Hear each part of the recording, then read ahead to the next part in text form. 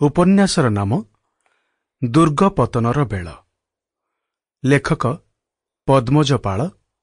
ପଢ଼ି ଶୁଣାଉଛନ୍ତି କରୁଣାକର।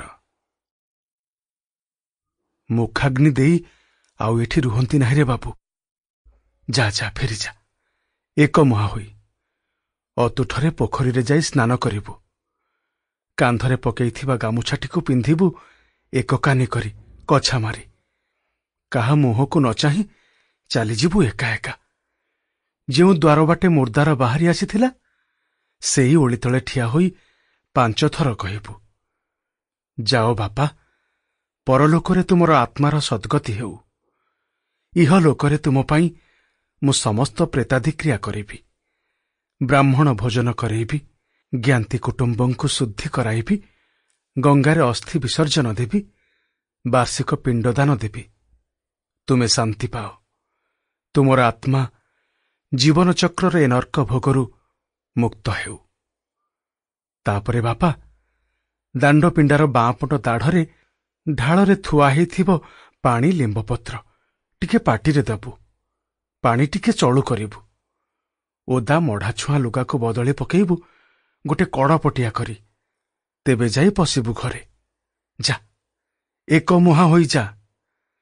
ଲୁହ ଭିଜା ଆଖିରେ ସତ୍ୟ ଚାହିଁଲା ଜୁଇକୁ। ଜୁଇ କାୟା ବିସ୍ତାର କରୁଛି। ତାରି ଭିତରେ ହାତ ଗୋଡ଼ ଭାଙ୍ଗି ମୁହଁ ମାଡ଼ି କାଠଗଡ଼ ନଦୀ ଦେଇଛନ୍ତି ବାପାଙ୍କ ଉପରେ। ନିଆଁ ଚରି ଯାଉଛି, ପୋଡ଼ି ପକାଉଛି ମାଂସ ଅସ୍ଥିକୁ। ଭୁରୁକୁଟିଆ ଗନ୍ଧ ବାହାରି ଆସୁଛି ପବନରେ। ସତ୍ୟ କୋହ ସମ୍ଭାଳି ପାରିଲା ନାହିଁ। ଏଇ ନିଆଁର ସର୍ବଗ୍ରାସୀ ଭୋକିଲା ପେଟ ଭିତରେ ପୋଡ଼ିଯାଉଛି ଗୋଟେ ମଣିଷର ଭୂଗୋଳ। ନଷ୍ଟ ହୋଇଯାଉଛି ତାକୁ ନେଇ ତାର ଇତିହାସ, ଲୀଳାଖେଳାର କାହାଣୀ। ବଞ୍ଚିଥିଲା ବେଳର ସମସ୍ତ କାହାଣୀ ଆଜିଠାରୁ ଶେଷ ହୋଇଗଲା। ସେ ମୁଖାଗ୍ନି ଜାଳି ଦେଇଛି। ବାପା, ଏଣିକି ଖାଲି ଗୋଟାଏ ଶବ୍ଦ, ଅପହଞ୍ଚ ଗରଗର ସ୍ମୃତି। ଖାଲି ଗୋଟାଏ ନା, ଗୋଟାଏ କା। ଯା ବାପ, ଯା ରେ, ଏମିତି ବିକଳ ହନା। ଧୈର୍ଯ୍ୟ ଧ। ତୁ ତ ଉପଯୁକ୍ତ ପୁଅର କାମ କଲୁ। ବଞ୍ଚିଥିଲା ବେଳେ ତା ପାଖରେ ରହିଛୁ, ଭଲମନ୍ଦ ବୁଝିଛୁ, ରୋଗ ସେଜରେ ତାର ସେବା ଶୁଶ୍ରୂଷା କରିଛୁ। ଜୀବନ ଗଲାବେଳେ ପାଟିରେ ତାର ମହାର୍ଦ ପାଣି ଦେଇଛୁ। ମଲାପରେ ପୁଣି ମୁଖାଗ୍ନି ଦେଲୁ, ପ୍ରେତାଦିକ୍ରିୟା କରିବୁ। ଆଉ ଏ ଦୁନିଆରେ କିଏ କ'ଣ କରେ ରେ? ପୁଅଟିଏ ଜନମ କରିଥାନ୍ତି ଏଇଥିପାଇଁ, ଏଇ ଛାର କଥା ଟିକିଏ ପାଇଁ। ମୁହଁରେ ଟିକିଏ ନିଆଁ ଦବ ମଲାପରେ, କୁଳ ରକ୍ଷା କରିବ, ତା ନାଁ ପକେଇବ। ଅମୁକ ଲୋକର ବଂଶ ଇଏ। ତୁ ତ ଯୋଗ୍ୟ ପୁଅ। ଯା, ବୁଝେଇ ଦେ ନିଜକୁ। ସମସ୍ତେ ଏମିତି ମରିବେ ଦିନେ ନା ଦିନରେ ବାବୁ। କିଏ ଟିକିଏ ସହଳ ବା ଡେରିରେ। ସଂସାର ସବୁ ମାୟାରେ ବାବୁ, ସବୁ ମିଛ।